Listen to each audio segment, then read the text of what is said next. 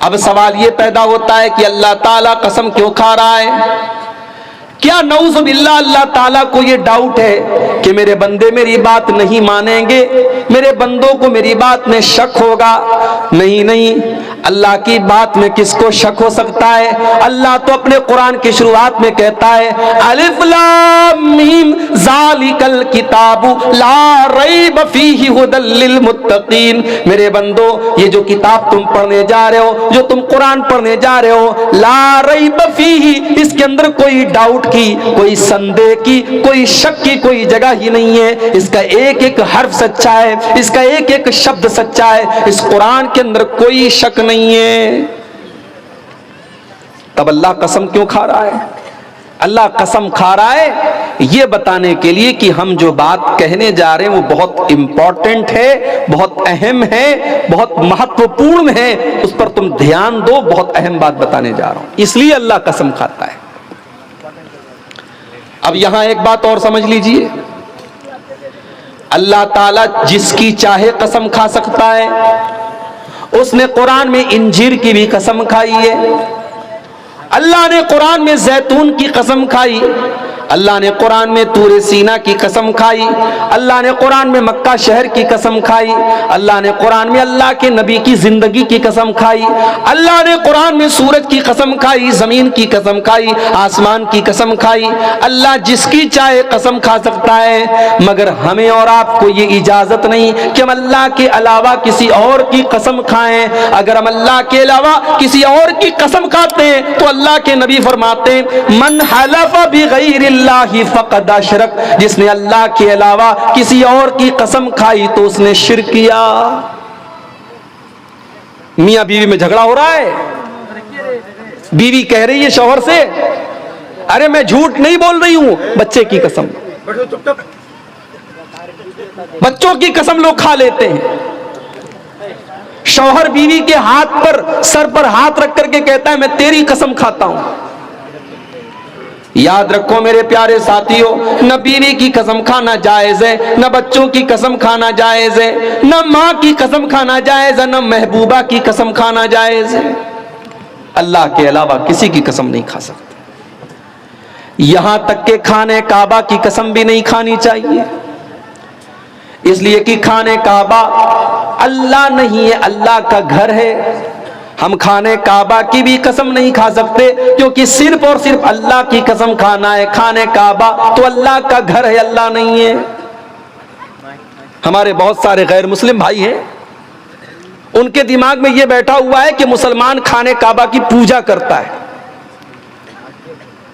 ان کو جا کر کے صحیح بخاری کی وہ حدیث پڑھ کے سنا دینی چاہیے میرے بھائیوں کہ حضرت عمر فاروق رضی اللہ تعالیٰ عنہ خانہ کعبہ کا طواف کر رہے تھے، اور خانہ کعبہ کا طواف کرتے ہوئے جب حجر اسود کے پاس پہنچے، حجر اسود وہی پتھر ہے، کالا پتھر، طواف کے دوران جس کو چوما جاتا ہے، حضرت عمر فاروق رضی اللہ تعالیٰ عنہ نے اس پتھر کو چوما اور چوم کر کے کیا کہا، انی اعلم انک حجر ما تنفع ولا تضر، اے حجر اسود میں جانتا ہوں کہ تو ایک پتھر ہے، تو نفع نقصان کا مالک نہیں ہے، تو کسی کو فائدہ نہیں دے سکتا، تو کسی کا نقصان نہیں کر سکتا۔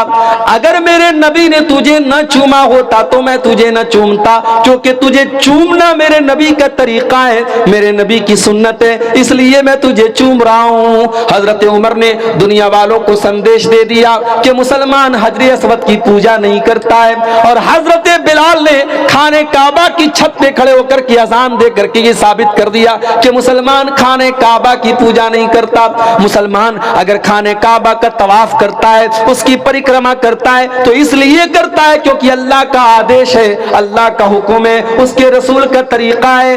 خانہ کعبہ ہمارے نزدیک مقدس تو ہے، مگر ہم خانہ کعبہ کی عبادت نہیں کرتے، اسی لیے خانہ کعبہ کی، آپ خانہ کعبہ کی قسم نہیں کھا سکتے۔ اگر آپ کو قسم کھانا ہے تو آپ کہیں گے رب کعبہ کی قسم، آپ کعبہ کی قسم نہیں کھا سکتے۔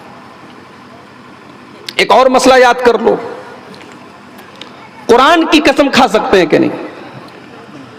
بولو بھائی، کھا سکتے ہیں کہ نہیں کھا سکتے؟ کھا کھاتے تو ہیں لوگ، بلکہ کھانے کا قرآن کی قسم کو تو سب سے زیادہ اہمیت دی جاتی ہے. بھائی بھائی میں جھگڑا ہو جاتا ہے، اگر کوئی بھائی قرآن اٹھا کر کے کوئی قسم کھا لے تو پورا زمانہ کہتا ہے یار اس نے قرآن اٹھا کے قسم کھائی ہے، اس کی بات غلط نہیں ہو سکتی.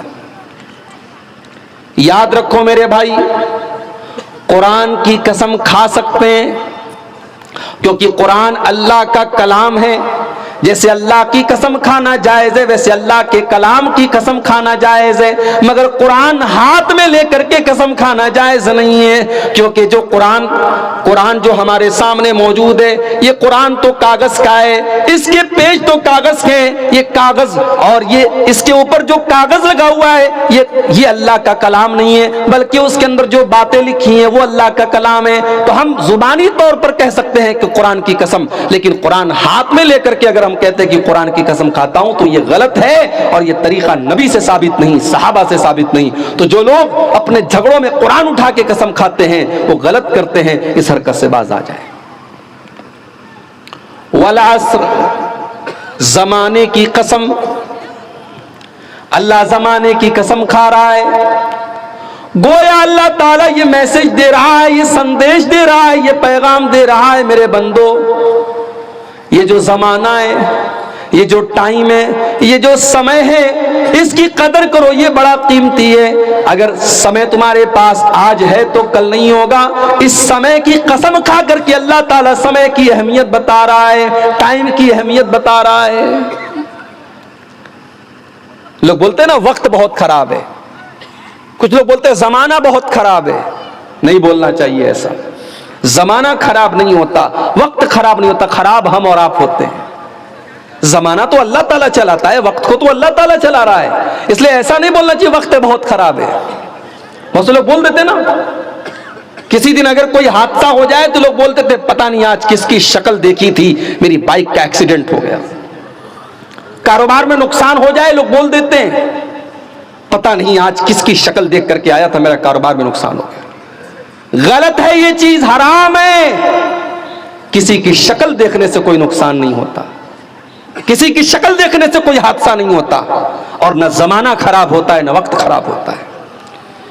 اسی لیے اللہ کے نبی فرماتے ہیں، بخاری کی روایت ہے، اللہ تعالیٰ فرماتا ہے یوزینی ابن آدم، آدم کا بیٹا مجھے تکلیف پہنچاتا ہے، یسب الدہر، اور آدم کا بیٹا تو زمانے کو گالی دیتا ہے، زمانے کو برا بھلا کہتا ہے. وَأَنَا الدَّارُ، جبکہ میں خود زمانہ ہوں. اقلب اللیل والنہار، زمانے کو تو میں چلانے والا ہوں، رات اور دن کو تو میں چلاتا ہوں. جو زمانے کو گالی دیتا ہے، جو زمانے کو برا بھلا کہتا ہے، وہ گویا کہ اللہ تعالیٰ کو برا بھلا کہتا ہے. تو زمانے کو گالی مت دو. اللہ نے زمانے کی قسم کھائی، اور اللہ نے یہ پیغام دیا کہ اپنے ٹائم کی قدر کرو.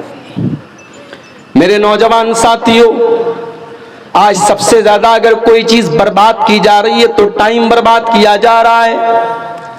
فیس بک کے اوپر رات بھر لگا رہنے والا میرا نوجوان بھائی، اور دن بھر موبائل پر چیٹنگ کرنے والا میرا نوجوان بھائی، بڑے پیار سے، بڑے پریم سے، بڑی محبت سے کہنا چاہوں گا، یہ جوانی فیس بک پر چیٹنگ کرنے کے لیے تو نہیں ملی ہے، یہ یوٹیوب کے شارٹس دیکھنے کے لیے تو نہیں ملی ہے، یہ فیس بک کی ریلز دیکھنے کے لیے تو نہیں ملی ہے. یہ جوانی تو اللہ کو راضی کرنے کے لیے ملی ہے. اس جوانی میں آپ اللہ کو راضی کر لیں گے، بڑھاپے میں نہیں کر پائیں گے. جو جوانی میں آپ کام کر لیں گے وہ بڑھاپے میں نہیں کر پائیں گے. اسی لیے اللہ کے پیارے نبی فرماتے ہیں اغتنم خمسن قبل خمسن، 5 چیزوں کی قدر کرو، 5 چیزوں کی ویلو کو سمجھو، 5 چیزوں کے آنے سے پہلے. شبابک قبل حرمک، اپنی جوانی کی قدر کرو اس کے پہلے کہ بڑھاپا آ جائے. وصحتک قبل سقمک، اپنی تندرستی کی قدر کرو اس کے پہلے کہ تم بیمار ہو جاؤ. پاکستان کا ایک نوجوان، اس کا فیس بک کے اوپر فوٹو بھی آیا تھا، باڈی بلڈر تھا. اس کا خوبصورت جسم دیکھ کر کے کوئی کہہ نہیں سکتا تھا یہ کبھی بیمار پڑے گا. شاید اس کے جیسا باڈی بلڈر بہت کم دیکھنے کو ملتا ہے.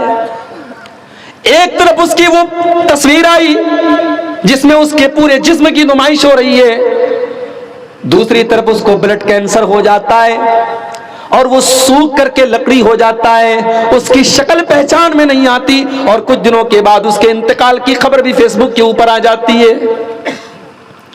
میرے نوجوان ساتھیوں، آج آپ کے پاس صحت ہے، تندرستی ہے، آپ موج مستی کر رہے ہیں، کوئی شراب پی رہا ہے، کوئی زنا کر رہا ہے، کوئی گٹکھا کھا رہا ہے، کوئی پان مسالہ کھا رہا ہے، کوئی ناچ گانے میں ویست ہے۔ میرے پیارے ساتھی، کس بات کی کیا گارنٹی ہے کہ یہ تندرستی ہمیشہ آپ کے پاس رہے گی؟ اگر آج اللہ نے تندرستی دی ہے، اس تندرستی کی حالت میں آپ جتنی نماز پڑھ سکتے ہیں، کل بیماری کی حالت میں آپ نہیں پڑھ پائیں گے۔ ہو سکتا ہے آج آپ کھڑے ہو کر کے نماز پڑھ سکتے ہیں، اللہ نہ کرے ایسی بیماری آ جائے کہ آپ کھڑے ہو کر کے نماز پڑھنا چاہیں گے مگر نہیں پڑھ پائیں گے، آپ کو کرسی کا سہارا لینا پڑے گا۔ آج بھی دیکھو کتنی مسجد میں لوگ آج کرسی پر بیٹھ کر کے نماز پڑھتے ہیں، اللہ نے ان کو اس لائق بھی نہیں بنایا کہ وہ زمین کے اوپر سجدہ کر سکیں۔ اگر اللہ نے آپ کو اس لائق بنایا ہے کہ آپ اللہ کی بارگاہ میں صحیح سلامت سجدہ کر سکتے ہیں، تو میرے پیارے ساتھیوں، اس نعمت پر آپ اللہ کا شکر ادا کیجئے اور اس صحت کی قدر کیجئے۔ وصحتک قبل سقمک، اپنی تندرستی کی قدر کرو اس کے پہلے کہ تم بیمار ہو جاؤ۔ وغناک قبل فقرک، اور اپنی دولت کی قدر کرو اس کے پہلے کہ تم فقیر ہو جاؤ۔ اگر آج اللہ نے نوازا ہے، اگر آج اللہ نے دولت دی ہے تو اس دولت کی قدر کرو اور اس دولت کو اللہ کی راہ میں خرچ کرو، غریبوں کی مدد کرو، یتیموں کی مدد کرو، بے سہاروں کو سہارا دے دو، غریبوں کو کمبل دے دو، بے سہاروں کو سہارا دے دو۔ ہو سکتا ہے کہ کل آپ کو سہارے کی ضرورت پڑ جائے، آج آپ دوسروں کو دینے کے لائق ہے، اللہ نہ کرے ایسی نوبت آ جائے کہ آپ کا ہاتھ کسی اور کے آگے پھیلانا پڑ جائے۔ وغناک قبل فقرک، اپنی دولت کی قدر کرو اس کے پہلے کہ تم فقیر ہو جاؤ۔ وفراغک قبل شغلک، اور اپنے ٹائم کی قدر کرو، اپنے سمے کی قدر کرو اس کے پہلے کہ تم بزی ہو جاؤ۔ کبھی سوچو میرے بھائی، اپنی زندگی میں فلیش بیک کر کے دیکھو، 5 سال پہلے آپ کو جتنی فرصت تھی آج آپ کو نہیں ملتی۔ جب تک شادی نہیں ہوئی تھی بہت سارے کام آدمی کر لیتا ہے، شادی ہو گئی، بیوی آ گئی، ذمہ داریاں آ گئی، بہت سارے کام نہیں کر پاتا ہے۔ پھر بچے پیدا ہو گئے اور ذمہ داریاں آ گئی، بچے اسکول جانے لگے، مدرسے جانے لگے اور ذمہ داریاں آ گئیں، بچے بڑے ہو گئے اور ذمہ داریاں آنے لگی۔ زندگی جیسے جیسے آگے بڑھتی چلی جاتی ہے، انسان کی زندگی میں ذمہ داریاں آنے لگتی ہیں، انسان بزی ہوتا چلا جاتا ہے۔ اللہ کے نبی فرماتے ہیں اگر آج 2 منٹ بھی آپ فری ہیں، 2 منٹ کی آپ کے پاس فرصت ہے تو اس فرصت کی قدر کرو اور اس فرصت کو صحیح جگہ استعمال کرو۔ ہم کہاں استعمال کر رہے ہیں؟ 3 گھنٹے بیٹھ کر کے فلمیں دیکھ رہے ہیں، فیس بک کے اوپر بیٹھ کر کے ویڈیوز دیکھ رہے ہیں۔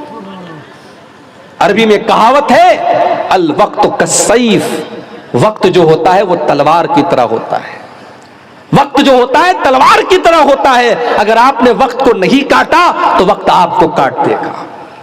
اپنے سمے کا صحیح استعمال کرو میرے نوجوان ساتھیوں، اللہ کے پیارے نبی فرما رہے ہیں وَفَرَاغَكَ قَبْلَ شُغْلِكَ، اپنے ٹائم کی قدر کرو اس کے پہلے کہ تم بزی ہو جاؤ۔ وَحَيَاتَكَ قَبْلَ مَوْتِكَ، اور اپنی زندگی کی قدر کرو اس کے پہلے کہ تمہیں موت آ جائے۔ موت آئے گی تو یہ پوچھ کر کے نہیں آئے گی عبدالغفار صاحب آپ کی بیٹی کا کیا حال ہے، آپ کی بیوی کا کیا حال ہے، آپ کا مکان بنا کہ نہیں بنا، آپ کو نوکری ملی کہ نہیں ملی، آپ کا سپنا پورا ہوا کہ نہیں ہوا۔ موت آئے گی اور آپ کے سارے سپنوں کو لے کر کے چلی جائے گی۔ موت آپ سے اپائنٹمنٹ لے کر کے تو نہیں آئے گی، موت کو تو کوئی نہ کوئی بہانہ چاہیے، کبھی بیماری کے بہانے سے آ جائے گی، کبھی ایکسیڈنٹ کے بہانے سے آ جائے گی، کبھی اچانک ہارٹ اٹیک آ جائے گا، کبھی دماغ پر فالج کا حملہ ہو جائے گا۔ موت کسی بھی بہانے سے آ سکتی ہے اور موت آتے ہی میرے پیارے ساتھیوں زندگی کی ساری چکا چوند ختم ہو جائے گی۔ اسی لیے اللہ قرآن میں کہتا ہے حَتَّى إِذَا جَاءَ أَحَدَهُمُ الْمَوْتُ قَالَ قال رب ارجعون۔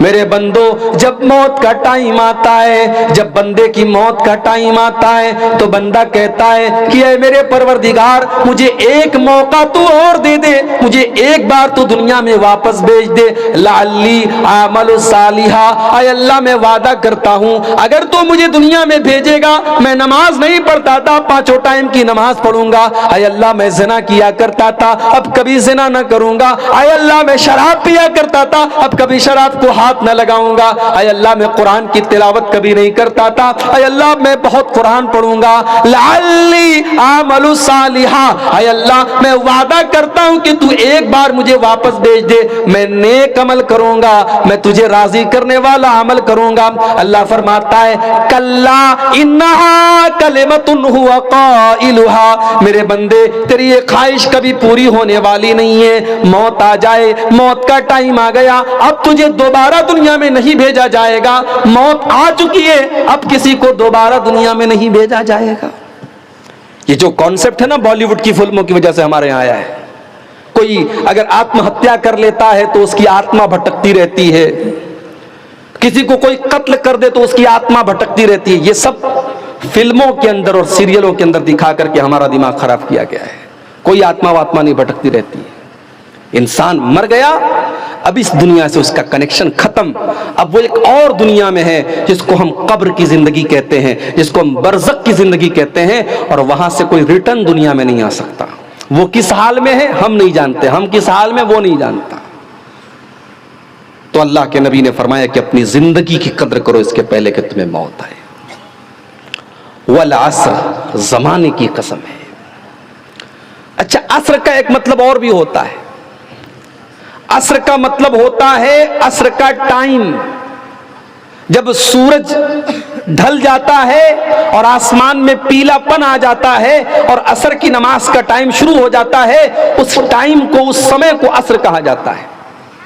اب سوال یہ پیدا ہو رہا ہے کہ اللہ تعالیٰ اس ٹائم کی قسم کیوں کھا رہا ہے؟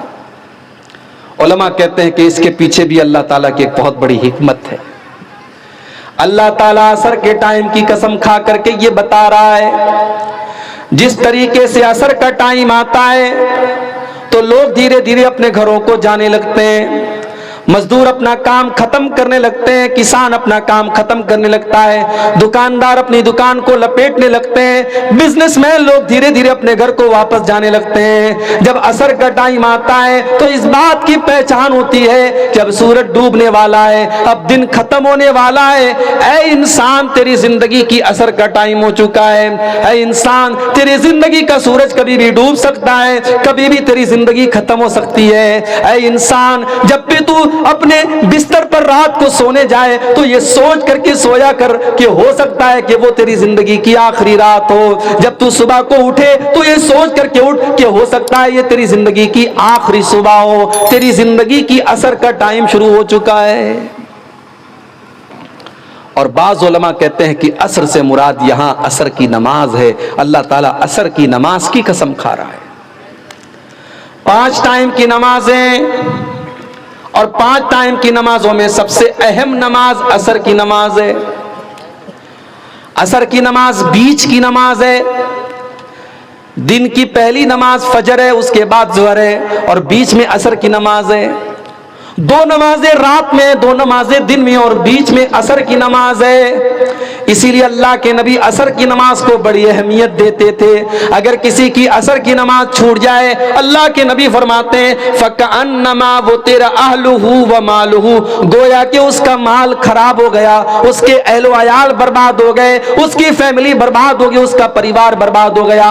عصر کی نماز کا چھوٹ جانا بہت بڑا نقصان ہے۔ اللہ کے نبی کبھی جلدی کسی پر بد دعا نہیں کرتے تھے۔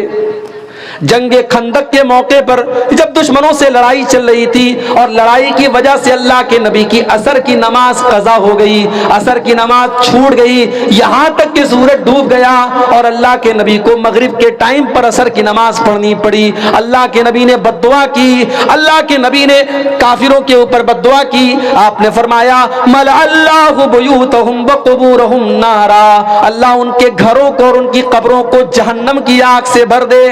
یغفلون عن الصلاۃ الوسطی، ان کی وجہ سے ہماری عصر کی نماز قضا ہو گئی، ہماری عصر کی نماز چھوٹ گئی۔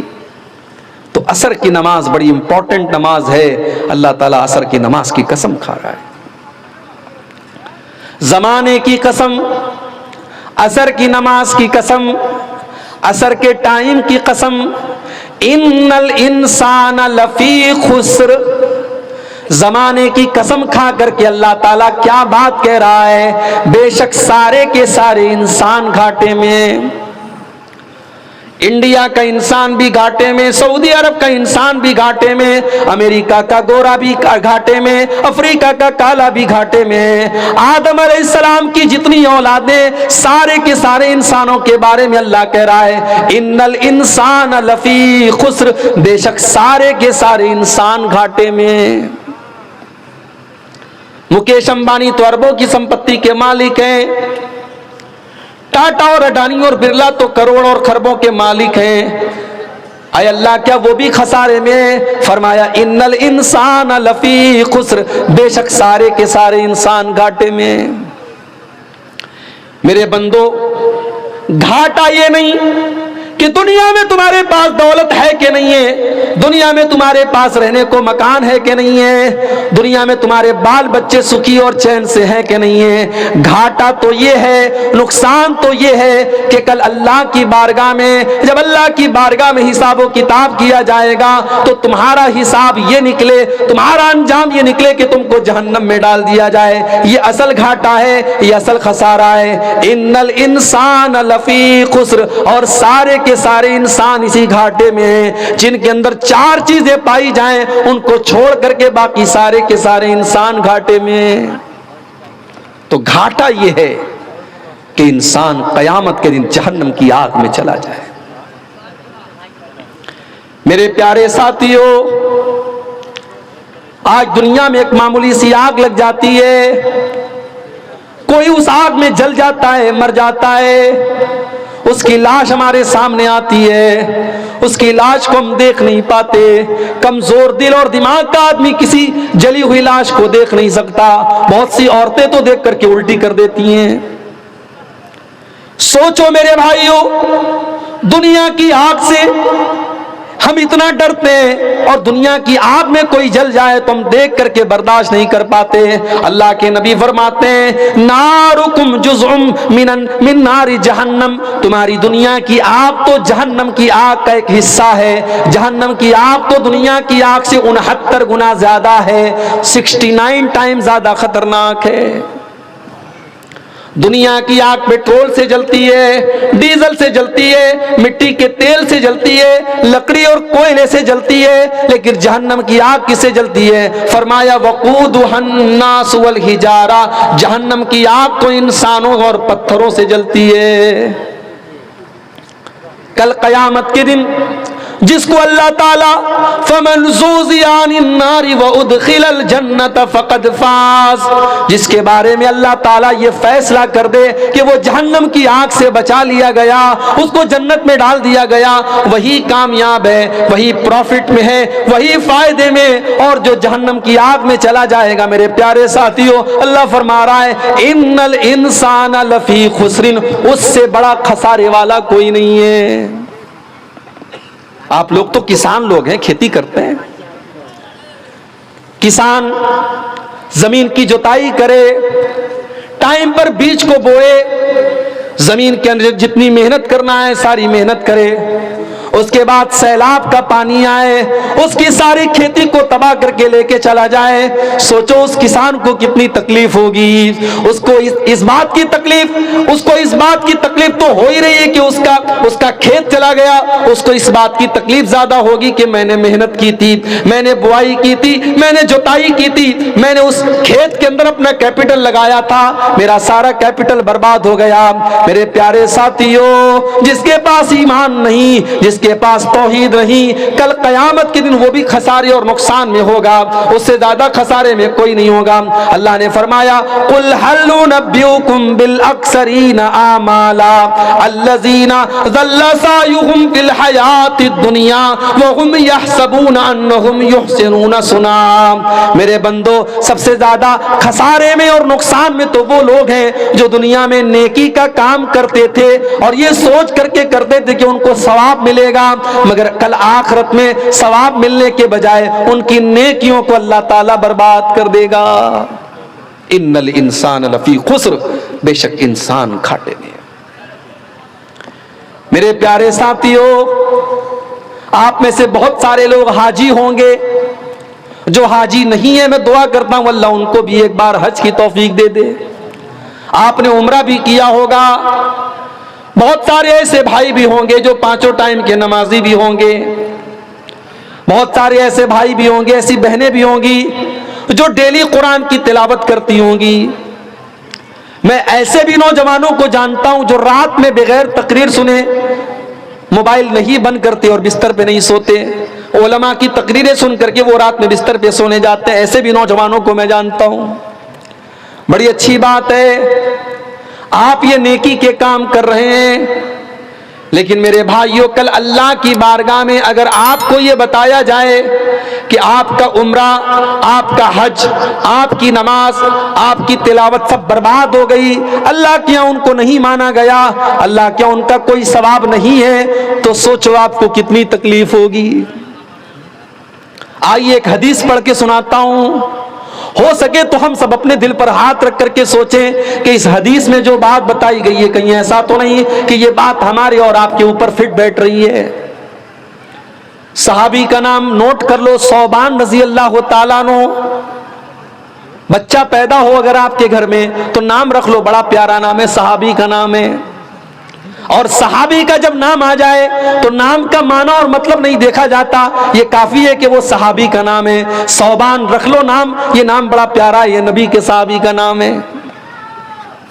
ثوبان رضی اللہ تعالیٰ عنہ فرماتے ہیں اللہ کے پیارے نبی نے فرمایا لا لمن اقوام من امتی یاتون یوم القیامت بحسنات امثال جبال تہامۃ بیزا، میں اپنی امت میں ایسے لوگوں کو جانتا ہوں کل قیامت کے دن وہ آئیں گے اور پہاڑوں کے برابر وہ نیکیاں لے کر کے آئیں گے، وہ حج لے کر کے آئیں گے، وہ عمرہ لے کر کے آئیں گے، وہ نماز لے کر کے آئیں گے، وہ زکوٰۃ لے کر کے آئیں گے، وہ صدقہ خیرات لے کر کے آئیں گے، وہ بہت ساری نیکیوں کو لے کر کے آئیں گے۔ فَيَجْعَلُهَا اللَّهُ عَزَّ وَجَلَّ هَبَاءً مَنْثُورًا، اللہ تعالیٰ ان کی نیکیوں کو ہوا میں اڑا دے گا، ان کی نیکیوں کو برباد کر دے گا، ان کی نیکیاں اللہ تعالیٰ کیا کاؤنٹ نہیں ہوں گی۔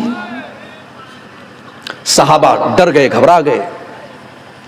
حضرت ثوبان کہنے لگے اے اللہ کے نبی وہ کون بد نصیب لوگ ہوں گے، ذرا کھل کر کے بتا دیجئے۔ اے اللہ کے نبی صفہم لنا وجلہم لنا، اے اللہ کے نبی ذرا کلیئر بتا دیجئے وہ کون بد نصیب لوگ ہوں گے جو نیکیوں کا پہاڑ لے کر کے آئیں گے مگر ان کی نیکیوں کو اللہ تعالیٰ کیا کاؤنٹ نہیں کیا جائے گا۔ اللہ کے پیارے نبی فرماتے ہیں اے ثوبان وہ تمہارے ہی بھائی ہوں گے، وہ تمہاری ہی نسل سے ہوں گے، وہ مسلمان ہوں گے، وہ تمہارے بیچ میں رہنے والے لوگ ہوں گے، جیسے تم نماز پڑھتے ہو وہ بھی نماز پڑھیں گے، تم روزہ رکھتے ہو وہ بھی روزہ رکھیں گے، تم صدقہ کرتے ہو وہ بھی صدقہ کریں گے، تم رات میں نماز پڑھتے ہو وہ بھی رات میں نماز پڑھیں گے۔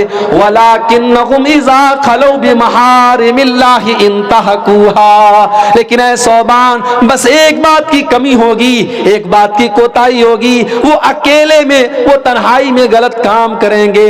جب وہ اکیلے میں ہوں گے، وہ بند کمرے میں ہوں گے اور کوئی دیکھنے والا نہیں ہوگا تو وہ اکیلے میں اور تنہائی میں بہت سارے غلط کام کریں گے۔ آپ یقین کیجئے آج علماء کے موبائل بھی سیف نہیں ہے۔ آج میں نے 50-60 سال کے بزرگوں کا موبائل چیک کیا، اس میں مجھے ایسی چیزیں ملی کہ اللہ دیکھ کر کے شرم آئی۔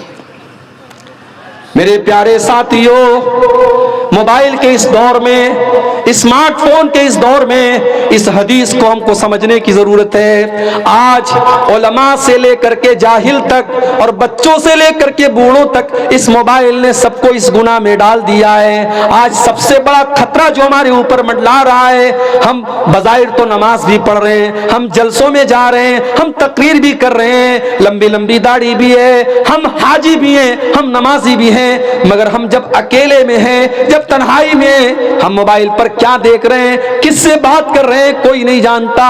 وہ تنہائی میں جو گناہ ہم کر رہے ہیں میرے پیارے ساتھیوں، وہ گناہ ہماری نیکیوں کو کھا رہا ہے، وہ ہماری نیکیوں کے لیے دیمک بن چکا ہے۔ ان الانسان لفی خسر، انسان اس سے بڑھ کر کے خسارے میں کیا ہوگا میرے بھائی، کہ اس کی نیکیاں اللہ کے برباد ہو جائیں۔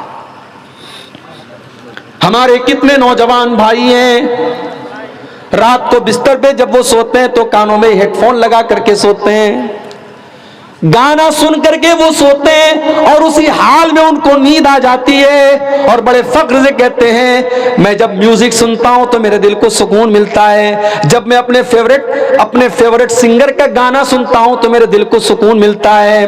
میرے پیارے بھائی، اسی گانا کو سنتے ہوئے اگر تجھے موت آ گئی، بستر پہ سونے کے جانے کے ٹائم اللہ کے نبی نے جو دعا ہم کو سکھائی ہے، اس دعا میں ہم کیا کہتے ہیں؟ اللہم بسمک اموت و احیا، اے اللہ میں تیرے ہی نام سے مرتا ہوں اور تیرے ہی نام سے جیتا ہوں۔ اس لیے کہ جو نیند ہوتی ہے وہ بھی ایک طریقے کی موت ہوتی ہے، نیند میں بھی اللہ تعالی ہماری روح کو قبض کرتا ہے، اور جب ہم سو کر کے اٹھتے ہیں تو اللہ ہماری روح کو واپس ڈال دیتا ہے۔ اسی لیے جب آدمی نیند میں ہوتا ہے تو ہوش و حواس میں نہیں ہوتا ہے۔ اسی لیے اگر نیند کی حالت میں کوئی گناہ ہو جائے تو اللہ تعالیٰ کیا اس پر پکڑ نہیں ہوگی، کیونکہ نیند کی حالت میں انسان ہوش و حواس میں نہیں رہتا ہے۔ میرے پیارے ساتھیوں، آپ گانا سنتے ہوئے سو گئے، اسی حال میں آپ کو موت آ گئی۔ سوچو میرے بھائیوں، کل اللہ کی بارگاہ میں جب آپ اٹھیں گے، قیامت کا دن ہوگا، اللہ کے نبی فرماتے ہیں کل عبد یبعث علی ما مات علیہ، ہر بندہ اس حال میں قیامت کے دن اٹھے گا جس حال میں اس کو موت آئی ہوگی۔ جو گانا سن کر کے سویا تھا، اسی حال میں اگر وہ سویا رہ گیا، اسی حال میں اس کو موت آ گئی، تو کل قیامت وہ گانا سنتے ہوئے اٹھے گا۔ جو گندی فلمیں دیکھ کر کے سویا تھا، وہ گندی فلمیں دیکھ کر کے قیامت کے دن اٹھے گا۔ جو زنا کرتے ہوئے مر گیا تھا، وہ زنا کرتے ہوئے کل قیامت کے دن اٹھے گا۔ جو شراب کے نشے میں مرا تھا، کل شراب کے نشے میں اٹھے گا۔ جو نماز پڑھتے ہوئے مرا تھا، کل اللہ کی بارگاہ میں سجدہ کرتے ہوئے اٹھے گا، نماز پڑھتے ہوئے اٹھے گا۔ کل عبد یبعث علی ما مات علیہ، بندہ جس حال میں مرے گا اسی حال میں اٹھایا جائے گا۔ سعودی عرب کا ایک واقعہ وہاں کے عالم دین نے لکھا، میرے نوجوان ساتھی سنیں، بڑی عبرت کی بات ہے۔ 4 نوجوان کار کا سفر کر رہے تھے، چاروں نوجوان کار پر بیٹھے ہوئے تھے۔ سعودی عرب کے روڈ پر کار چل رہی ہے، وہاں کی روڈ بہار اور جھارکھنڈ سے بھی زیادہ شاندار اور چکنی روڈ ہے، پوری اسپیڈ میں گاڑی جا رہی ہے۔ ایکسیڈنٹ ہو جاتا ہے، 4 نوجوانوں میں سے 3 نوجوان آن دا اسپاٹ مر جاتے ہیں، ایک نوجوان بچ جاتا ہے لیکن وہ بھی آخری سانسیں لے رہا ہے۔ ٹریفک پولیس والے جب اس نوجوان کے پاس پہنچتے ہیں جو آخری سانسیں لے رہا ہے، اس سے پوچھتے ہیں کہ یہ ایکسیڈنٹ کیسے ہوا، اس سے پوچھتے ہیں تمہارا نام کیا ہے، اس سے پوچھتے ہیں تمہارے ساتھیوں کا نام کیا ہے۔ وہ نوجوان آخری سانسیں لے رہا ہے اور ایک ہی زبان سے ایک ہی لفظ بار بار کہہ رہا ہے، فی سقر فی سقر فی سقر، ارے میں تو سقر میں ہوں، میں تو سقر میں ہوں، میں تو سقر میں ہوں۔ پولیس والوں کو یہ بات سمجھ میں نہیں آئی کہ یہ سقر کا نام کیوں لے رہا ہے، یہ سقر کا کیا مطلب ہوتا ہے۔ انہوں نے علاقے کے عالم دین سے پوچھوایا کہ یہ نوجوان یہ فی سقر کہہ کر کے دنیا سے گیا، اس کا کیا مطلب ہے؟ عالم دین نے کہا اس کا مطلب آپ کو قرآن کے 29ویں پارے میں ملے گا۔ عالم دین نے کہا جاؤ قرآن کا 29واں پارہ پڑھ دو۔ قرآن کے 29ویں پارے میں سورہ مدثر کے اندر اللہ فرماتا ہے جب جنتی جنت میں چلے جائیں گے اور جہنمی جہنم میں چلے جائیں گے، اور جنتی لوگ دیکھیں گے کہ ان کے جان پہچان کے لوگ جہنم میں، جو ان کے ساتھ بیٹھ کر کے چائے پیتے تھے، جو ان کے ساتھ بیٹھ کر کے گپ کرتے تھے، آج وہ جہنم کے اندر پہنچ گئے تو جنتی سوال کریں گے ما سلککم فی سقر، اے میرے بھائی تو جہنم میں کیسے چلا گیا؟ تو میرے ساتھ اٹھا بیٹھا کرتا تھا، تو میرے گاؤں میں رہتا تھا، ہم لوگ ساتھ میں اٹھا بیٹھا کرتے تھے، ما سلککم فی سقر، تو جہنم کے اندر کیسے چلا گیا؟ تو وہ جہنمی جواب دے گا قالوا لم نک من المصلین، وہ کہے گا کہ ہم نماز نہیں پڑھتے تھے، حی علی الصلاۃ کی آواز آتی تھی تم تو مسجد چلے جاتے تھے، میں تو چائے کی دکان پر بیٹھا رہ جاتا تھا، تم نماز کے لیے فجر کے ٹائم اٹھ جایا کرتے تھے، میں تو رات کو 2 بجے تک لڑکیوں سے چیٹنگ میں لگا رہتا تھا، میں فجر کی نماز میں نہیں اٹھتا تھا۔ ما سلککم فی سقر، وہ سوال کریں گے کہ تم جہنم میں کیسے چلے گئے؟ وہ جواب دیں گے لم نک من المصلین، ہم نماز نہیں پڑھتے تھے، ولم نک نطعم المسکین، ہم شادی میں لاکھوں کا کھانا فری میں ہم برباد کر دیتے تھے، بہترین کھانا بنواتے تھے اور جتنا کھانے والے کھانا کھاتے تھے اس سے زیادہ کوڑے دان میں پھینکا جاتا تھا، لیکن گاؤں میں غریبوں کو کھانا دینے کی توفیق نہ ہوتی تھی، ہم بھوکوں کو کھانا نہیں کھلاتے تھے، ہم اپنا پیسہ کبھی غریبوں پر خرچ نہیں کرتے تھے، وَكُنَّا نَخُوضُ مَعَ الْخَائِضِينَ، ہم دین کا مذاق اڑانے والوں کے ساتھ دین کا مذاق اڑاتے تھے، ہم اللہ کا مذاق اڑاتے تھے، ہم رسول کا مذاق اڑاتے تھے، ہم قرآن کا مذاق اڑاتے تھے، ہم علماء کا مذاق اڑاتے تھے، ہم مدرسوں کا مذاق اڑاتے تھے، ہم داڑھی کا مذاق اڑاتے تھے، وَكُنَّا نَخُوضُ مَعَ الْخَائِضِينَ، ہم مذاق اڑانے والوں کے ساتھ مذاق اڑایا کرتے تھے۔ اس سعودی عرب کے عالم دین نے کہا قرآن کی یہ آیت بتا رہی ہے کہ وہ نوجوان جب مر رہا تھا، آخری سانسیں لے رہا تھا، موت کا فرشتہ اس کے پاس آ چکا تھا اور اس کو وہ منظر دکھائی دے رہا تھا، اس کو یہ نظر آ رہا تھا کہ آج وہ جہنم کی آگ میں جانے والا ہے، اسی لیے اس کی زبان سے بار بار سقر کا لفظ آ رہا تھا، وہ انا فی سقر کہہ رہا تھا، وہ یہ بتا رہا تھا کہ وہ بے نمازی تھا، وہ یہ بتا رہا تھا کہ وہ اپنی جوانی کو برباد کرنے والا نوجوان تھا۔ ان الانسان لفی خسر، بے شک سارے کے سارے انسان گھاٹے میں، الا الذین آمنوا، مگر وہ لوگ گھاٹے میں نہیں ہیں جو ایمان والے ہیں۔ ایمان کس کو کہتے ہیں میرے بھائیو؟ ہم نے ایمان کا مطلب نہیں سمجھا۔ ایمان کا مطلب کیا ہے؟ آؤ ذرا قرآن اٹھاؤ، اللہ تعالیٰ ایمان کا مطلب بتاتا ہے، انما المؤمنون الذین اذا ذکر اللہ وجلت قلوبہم واذا تلیت علیہم آیاتہ زادتہم ایمانا۔ ارے مومن تو وہ لوگ ہیں جب اللہ کا نام ان کے سامنے لے لیا جائے ان کا دل کانپ جاتا ہے، ان کا دل تڑپ جاتا ہے، اللہ کا نام سن کر کے وہ گناہ چھوڑ دیتے ہیں۔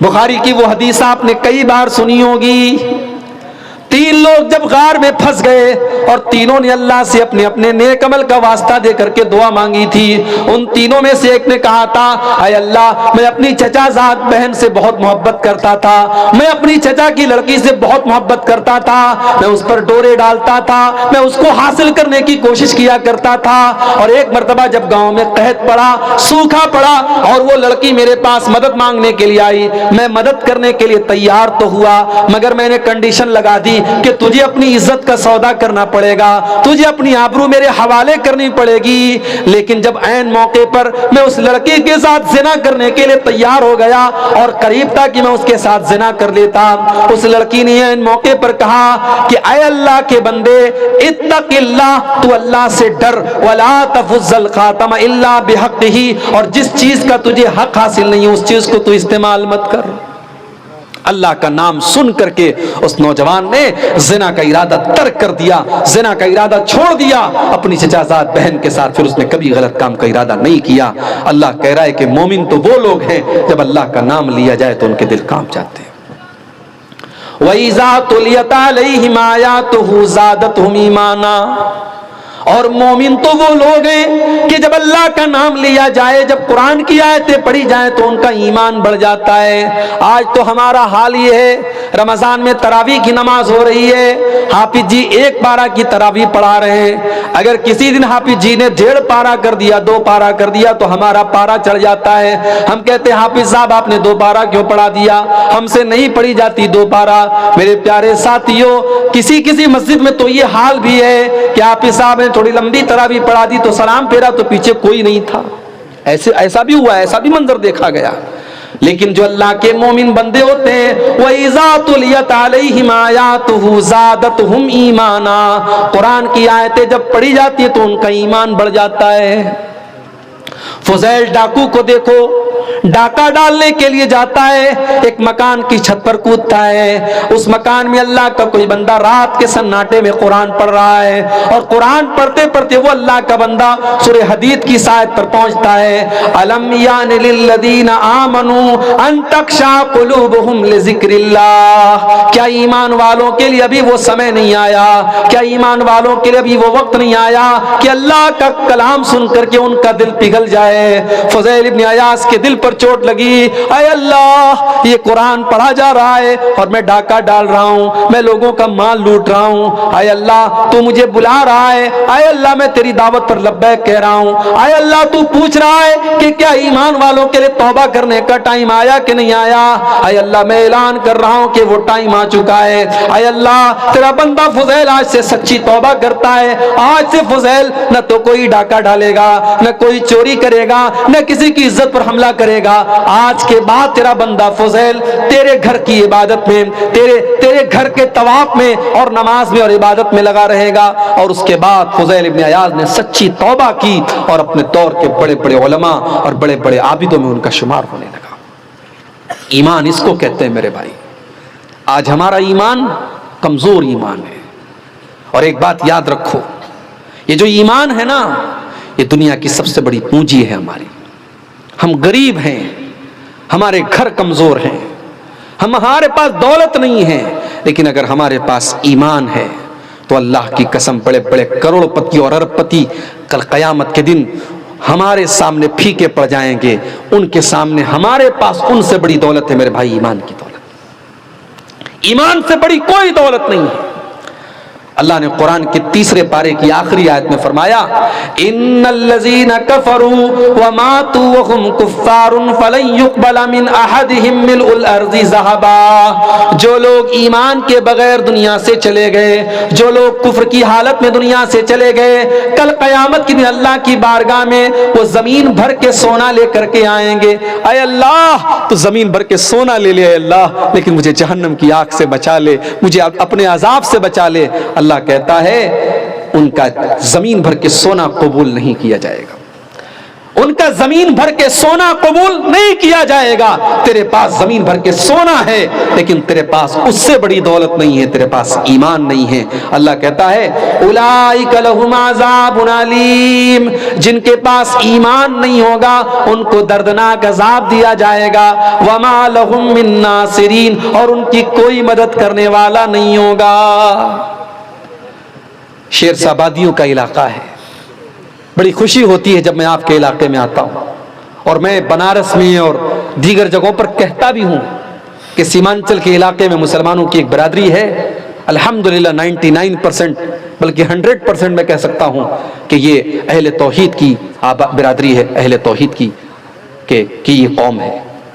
مگر میرے بھائی، اگر آپ کے گھروں میں تعویذ پہنا جا رہا ہے، اگر آپ کے بچوں کے گلے میں تعویذ پہنا جا رہا ہے، اگر آپ کی گھر کی عورتیں مشرکوں کے پاس جا کر کے شرکی عمل کرنے والوں کے پاس جا کر کے اپنے بچوں کو جھاڑ پھونک کروا رہی ہیں، اور آپ کے گھروں میں بھی شرکیہ کام ہو رہا ہے، تو معاف کیجئے، آپ نے اپنی برادری کا نہیں، اپنے دین اور اپنے اسلام کا سر نیچا کر دیا ہے۔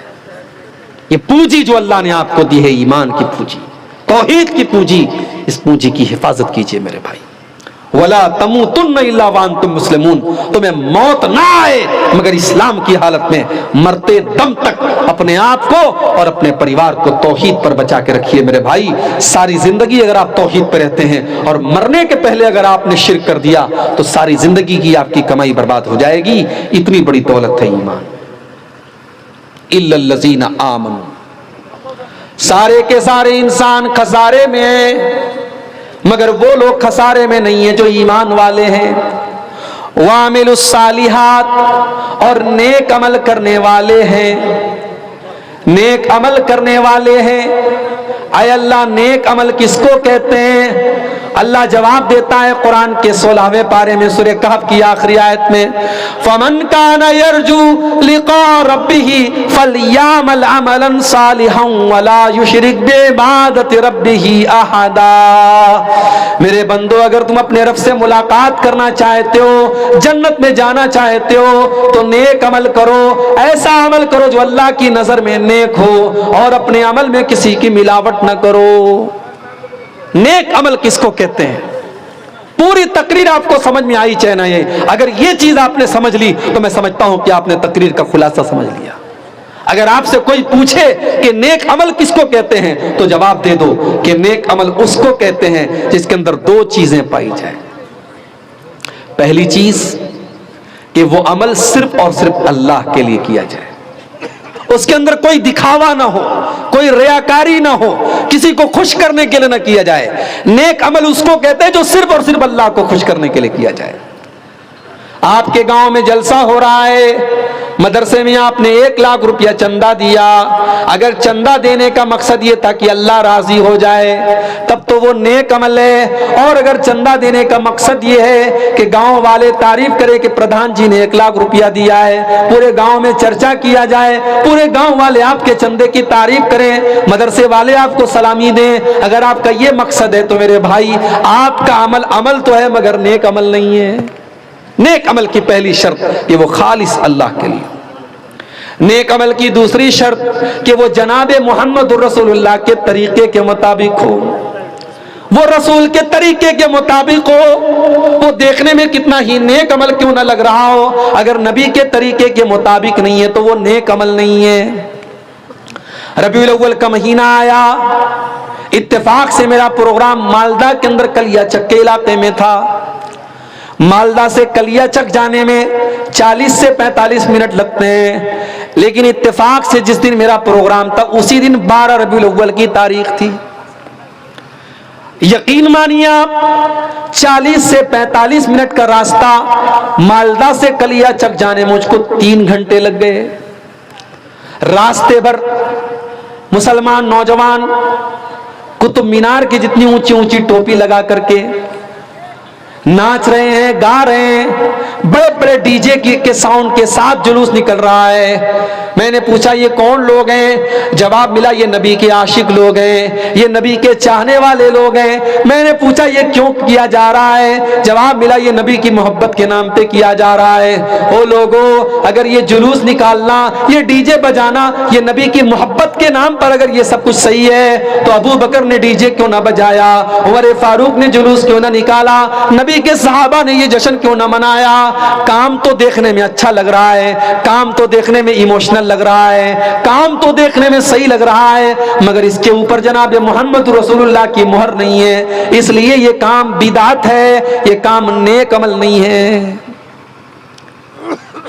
میں آپ کو 1 کروڑ روپیہ لکھ کر کے چیک دے دوں اور چیک پر اپنا سگنیچر نہ کروں تو وہ چیک دنیا کے کسی بینک میں آپ کیش نہیں کر سکتے، کیونکہ جو چیک دے رہا ہے، جس کا اکاؤنٹ ہے، اس چیک کے اوپر اس کی سگنیچر ہونی چاہیے، تب وہ چیک مانی جائے گی۔ میرے پیارے ساتھیوں، آپ جو نیک عمل کرتے ہیں وہ بھی اللہ تعالیٰ کا ایک چیک ہے، اور اس چیک کے اوپر جناب محمد رسول اللہ کی سگنیچر ہونی چاہیے۔ وہ عمل اللہ کے رسول کے طریقے کے مطابق ہونا چاہیے، اگر ہے تو سنت ہے، اگر نہیں ہے تو بدعت ہے۔ تو اللہ نے کہا کہ اِلَّا الَّذِينَ آمَنُوا وَعَمِلُوا الصَّالِحَاتِ، تمام کے تمام انسان گھاٹے میں ہیں، مگر وہ لوگ گھاٹے میں نہیں ہیں جو ایمان والے بن جائیں اور جو نیک عمل کرنے والے بن جائیں۔ اب 2 باتیں اور ہیں، بیان کر کے بات ختم کروں گا۔ وَتَوَاصَوْا بِالْحَقِّ، آپ ایمان والے بھی بن گئے، آپ نیک عمل کرنے والے بھی بن گئے، لیکن آپ نے نیک بات، اچھی بات، حق بات دوسروں کو نہیں بتائی۔ آپ نے دوسروں کو چھوڑو، اپنے گھر والوں کو نہیں بتائی۔ باپ بیچارہ تہجد پڑھ رہا ہے، بیٹا ایک ٹائم کی نماز بھی نہیں پڑھ رہا ہے اور باپ نے کبھی یہ ضرورت بھی نہیں سمجھی کہ بیٹے کو نماز کے لیے بولے. ماں بیچاری رات بھر قرآن پڑھ رہی ہے اور جوان بیٹی موبائل لے کر کے کونے میں کسی کے ساتھ لگی ہوئی ہے. ماں کو کبھی یہ توفیق نہیں ہوئی کہ اپنی بیٹی کو صحیح اور غلط کے بیچ کا فرق بتائے. میرے پیارے ساتھیوں، آپ روشنی میں یہ کافی نہیں ہے، آپ کو روشنی میں ہونے کے ساتھ ساتھ جو لوگ اندھیرے میں ہیں ان کو روشنی میں لانے کی کوشش بھی کرنا ہے. آپ کے گاؤں میں بہت سارے غیر مسلم لوگ بھی رہتے ہوں گے، آپ کا ان کے ساتھ ویوہار ہے، اٹھنا بیٹھنا ہے، ان کے ساتھ لین دین کرتے ہیں آپ. کبھی آپ نے ان کو اسلام کے بارے میں بتایا، قرآن کے بارے میں بتایا؟ کیا اللہ تعالیٰ کیا آپ کی گردن نہیں پکڑی جائے گی؟ جناب آپ کے گاؤں میں لوگ رہتے تھے، وہ اللہ کو نہیں مانتے تھے، اللہ کو نہیں جانتے تھے، رسول کو نہیں مانتے تھے. آپ کے پاس قرآن تھا، آپ کے پاس نبی کا طریقہ تھا، آپ کے پاس اسلام تھا. آپ نے کبھی اپنے غیر مسلم بھائی کو قرآن نہیں دیا، اس کو اسلام کی شکشاؤں کو نہیں بتایا. اللہ تعالیٰ کہ آپ کی گردن بھی پکڑی جائے گی. عبد الغفار صاحب بنارس سے ارریہ تقریر کرنے کے لیے جایا کرتے تھے، فوربیس گنج آپ جایا کرتے تھے. آپ کا پڑوسی ہندو تھا، غیر مسلم تھا. آپ نے کبھی اپنے غیر مسلم کو قرآن دیا، اسلام کے بارے میں بتایا؟ آپ کے محلے میں لوگ شرک کرتے تھے، آپ نے کبھی ان کو تبلیغ کی؟ یہ عبد الغفار سے بھی سوال کیا جائے گا. وَتَوَاصَوْا بِالْحَقِّ، سچائی کی تبلیغ بھی آپ کو کرنا ہے. اور یہاں ایک بات اور نوٹ کر لیجیے، جب تبلیغ کی بات آتی ہے تو ہم کہتے ہیں صاحب یہ کام تو علماء کا کام ہے. یہ تو جامعہ سلفیہ میں کوئی پڑھ کے آئے، جامعہ ابن تیمیہ میں کوئی پڑھ کے آئے، سنابل میں کوئی پڑھ کے آئے، اس کا کام ہے.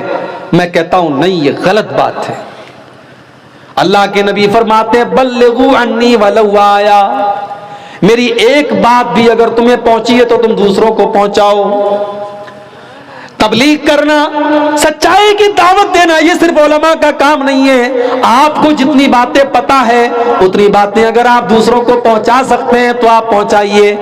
اسلام کی خدمت آپ کو کرنا ہے. اگر آپ دولت والے تو دولت کے ذریعے کیجئے، اگر آپ دماغ والے تو دماغ کے ساتھ کیجئے، اگر آپ علم والے تو علم کے ساتھ کیجئے، اگر آپ کے پاس طاقت ہے تو طاقت کے ذریعے آپ کیجئے.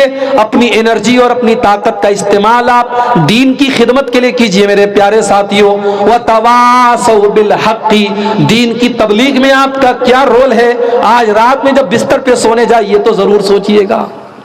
وَتَوَاصَوْا بِالْحَقِّ، ایمان والے بن جاؤ، نیک عمل کرنے والے بن جاؤ اور سچائی کی تبلیغ کرنے والے اور حق کی تبلیغ کرنے والے بن جاؤ. وَتَوَاصَوْا بِالصَّبْرِ، اور جب آپ سچائی کی تبلیغ کرنے کے لیے نکلیں گے تو یہ کوئی پھولوں بھرا راستہ نہیں ہے، کانٹوں بھرا راستہ ہے. ہو سکتا ہے کہ لوگ آپ کو گالی دیں، ہو سکتا ہے کہ لوگ آپ کو برا بھلا کہیں، ہو سکتا ہے کہ آپ کا بائیکاٹ بھی کر دیا جائے. اگر ایسا ہو جائے تو یاد کر لینا اپنے نبی کی سنت کو، یاد کر لینا اپنے نبی کے طریقے کو. میرے پیارے ساتھیوں، آج آپ کو اپنے گاؤں سے ارریہ جانا پڑے، 4 ویلر سے آپ کو جانا پڑے تو آپ کو پریشانی محسوس ہوتی ہے. آپ کے نبی نے 1400 سال پہلے مکہ سے طائف کا سفر طے کیا تھا، 100 کلومیٹر کا سفر. اور نبی نے یہ سفر، اس زمانے میں اونٹ کی سواری چلا کرتی تھی، اس زمانے میں گھوڑے کی سواری چلا کرتی تھی، اس زمانے میں گدھے کی سواری چلا کرتی تھی، مگر نبی نے یہ 100 کلومیٹر کا سفر پیدل طے کیا تھا. پیدل طے کیا تھا 100 کلومیٹر کا سفر. پہاڑوں کے بیچ سے چل رہے ہیں اللہ کے نبی، ریگستان کے بیچ میں سے چل رہے ہیں. مکہ سے اللہ کے نبی طائف پہنچے. سب سے پہلے طائف کے جو بڑے بڑے سردار لوگ تھے ان کے گھر پر پہنچے، ان کو اسلام کے بارے میں سمجھایا، ان کو توحید کے بارے میں سمجھایا، ان کو بتایا میں اللہ کا آخری نبی ہوں. ان کمینوں نے، ان بدبختوں نے، ان بد نصیبوں نے اللہ کے نبی کا کلمہ پڑھنا تو بہت دور کی بات ہے، انہوں نے نبی کا مذاق اڑایا. انہوں نے کہا کہ اے محمد، اللہ کو کوئی اور نہیں ملا تھا، تم ہی ملے تھے نبی بنانے کے لیے. کسی نے کہا اگر تم اللہ کے سچے نبی ہو تو جاؤ تم میرے لیے بددعا کر کے دکھاؤ، اور اگر تم جھوٹے نبی ہو تو میں تمہاری بات نہیں مانتا۔ انہوں نے نبی کا مذاق اڑایا۔ اللہ کے نبی نے بڑے صبر سے کام لیا، کہ کوئی بات نہیں، تم میرا کلمہ نہیں پڑھتے کوئی بات نہیں، لیکن دیکھو میں طائف کے اندر گھوم گھوم کر کے تبلیغ کروں گا، لوگوں کو اسلام کے بارے میں بتاؤں گا، تو کم سے کم تم یہ بات کسی اور کو مت بتانا، تم سے میری بات ہوئی ہے تم اس بات کو سیکرٹ رکھنا۔ مگر ان کمبختوں نے اس کو بھی سیکرٹ نہیں رکھا، اور پورے طائف میں اللہ کے نبی کے اوپر ایک آدمی بھی کلمہ پڑھنے والا نہیں۔ 100 کلومیٹر کا سفر طے کر کے، پیدل طے کر کے اللہ کے نبی آئے ہیں اور لوگوں سے مل رہے ہیں، ملاقات کر رہے ہیں، توحید کے بارے میں سمجھا رہے ہیں، قیامت کے بارے میں بتا رہے ہیں، مگر ایک آدمی میرے نبی پر ایمان لانے والا نہیں ہے میرے بھائی۔ مایوس ہو کر کے اللہ کے نبی طائف سے نکلنے لگے۔ جب طائف سے نکلنے لگے تو ان کمینوں نے، ان بدماشوں نے اللہ کے نبی کے اوپر پتھر برسانا شروع کر دیا۔ اللہ کے نبی طائف کی گلیوں میں چل رہے ہیں اور دونوں طرف سے آپ کے اوپر پتھر برسائے جا رہے ہیں۔ حضرت بلال رضی اللہ تعالیٰ عنہ اللہ کے نبی کو بچانے کی کوشش کرتے ہیں، مگر وہ کہاں سے بچاتے، پتھر تو ہر طرف سے آ رہے ہیں۔ اتنے پتھر مارے گئے میرے نبی کو، آپ کے بدن سے خون بہہ بہہ کر کے آپ کے جوتوں میں جم گیا۔ اللہ کے نبی طائف سے نکل کر کے بڑی مشکل سے اپنی جان بچا کر کے نکلتے ہیں، اور طائف سے 3-4 کلومیٹر دور ایک باغ میں جا کر کے اللہ کے نبی پناہ لیتے ہیں، ایک پیڑ کے نیچے پناہ لیتے ہیں، اور آسمان کی طرف ہاتھ اٹھا کے کہتے ہیں، اے اللہ یہ تو نے مجھے کس کے حوالے کر دیا، یہ کن لوگوں کے حوالے کر دیا، اے اللہ یہ تیرے مقام کو نہیں جانتے، اے اللہ یہ میری عظمت کو نہیں جانتے، اے اللہ اگر تو مجھ سے راضی ہے، اگر تو مجھ سے ناراض نہیں ہے تو اے اللہ مجھے کوئی فرق نہیں پڑتا، ٹھیک ہے یہ لوگ میری بات نہیں مان رہے ہیں، مجھے تکلیف ہوئی ہے، مگر اے اللہ اگر تو راضی ہے تو مجھے کوئی پرواہ نہیں ہے، تو ناراض نہیں ہونا چاہیے، اگر تو راضی ہے تو مجھے کوئی پرواہ نہیں ہے۔ یہ صبر کیا ہے اللہ کے نبی نے۔ ہمیں اور آپ کو صبر کا مطلب ہم نے جانا ہی نہیں، صبر کس کو کہتے ہیں۔ وَتَوَاصَوْا بِالصَّبْرِ، دین کی تبلیغ کے راستے میں صبر کرنا پڑے گا میرے بھائی۔ مومن کی زندگی تو 2 ہی چیزوں کا نام ہے، خوشی میں شکر کرنا ہے، تکلیف آئے تو صبر کرنا ہے۔ اور صبر کا مطلب یہ نہیں ہوتا ہے کہ بچہ مر گیا تو صبر کر لیا آپ نے، بیٹا مر گیا صبر کر لیا، باپ کا انتقال ہو گیا تو صبر کر لیا۔ صبر کا مطلب یہ بھی ہوتا ہے آپ کے ساتھ اٹھنے بیٹھنے والے تمام لڑکوں کی غلط تعلقات ہیں لڑکیوں کے ساتھ، بڑے فخر سے وہ آپ سے آ کر کے کہتا ہے کہ میرے اتنی لڑکیوں کے ساتھ میرے تعلقات ہیں، لیکن آپ نے اپنے دامن کو بچا کر کے رکھا ہے، آپ نے یہ طے کر کے رکھا ہے کہ میں اپنے قدم کو غلط راستے پہ نہیں لے کے جاؤں گا، ٹھیک ہے میں جوان ہو گیا ہوں، میں نکاح کر کے شادی کر کے حلال طریقے سے اپنی خواہش کو پوری کروں گا۔ یہ بھی صبر ہے میرے پیارے بھائیوں۔ سارے گاؤں کی لڑکیاں بے پردہ گھوم رہی ہیں، ایک لڑکی جب گھر سے نکلتی ہے تو برقعے میں نکلتی ہے، نقاب میں نکلتی ہے، اس کے گھر والے اس کو تانا مارتے ہیں، یہ تو بڑی دیندار بنتی ہے، یہ تو بڑی پردے والی بنتی ہے، جب سارے لوگ پردہ نہیں کرتے تو یہ پردہ کرتی ہے۔ وہ کہتی ہے سارے لوگ کیا کرتے ہیں اس سے فرق نہیں پڑتا، میرے رب کا کیا حکم ہے اس سے فرق پڑتا ہے۔ وہ لڑکی بے پردہ لوگوں کے ماحول میں پردے میں نکلتی ہے، یہ بھی صبر ہے میرے پیارے ساتھیوں۔ انگلینڈ کی ٹیم ورلڈ کپ جیتتی ہے، سارے کھلاڑی شراب کی بوتل لٹا رہے ہیں، شراب کے نشے میں دھت ہیں، لیکن معین علی اور محمد راشد نام کے 2 مسلمان کھلاڑی شراب سے دور ہو جاتے ہیں، اپنے تمام کھلاڑیوں سے دور ہو جاتے ہیں، کیونکہ وہ ان کو پتا ہے کہ میرے مذہب میں شراب حرام ہے۔ یہ بھی صبر کی ایک قسم ہے میرے بھائی۔ ساؤتھ افریقہ کا کھلاڑی ہاشم املہ، اس کے دیش میں شراب، اس کے دیش کی جو ڈریس ہے، اس کے ٹیم کی جو جرسی ہے، اس کے ٹیم کی جو جیکٹ ہے، اس کے اوپر شراب کا ایڈورٹیزمنٹ ہے۔ ہاشم املہ کہتا ہے میں جرمانہ دے دوں گا، میں پینالٹی دے دوں گا، مگر میں شراب کا ایڈورٹیزمنٹ نہیں کروں گا۔ وہ شراب کا ایڈورٹیزمنٹ کرنے کے لیے تیار نہیں ہوتا۔ یہ بھی صبر ہے۔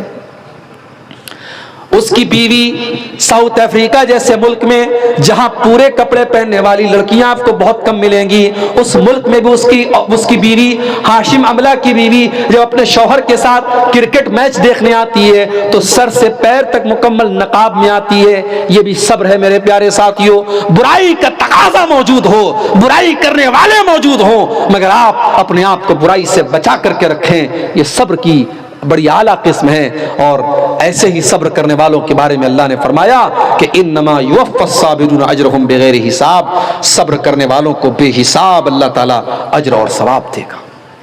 ہم نے صبر کا مطلب ہی نہیں سمجھا، ہم نے صبر کا مطلب سمجھا بیماری آئی تو صبر کر لیا، تکلیف آئی تو صبر کر لیا، ٹھیک ہے وہ بھی صبر ہے، مصیبتوں پر صبر کرنا بھی صبر ہے، مگر برائی سے بچنا بھی صبر ہے، اور نیکی کے کام پر ڈٹے رہنا بھی صبر ہے۔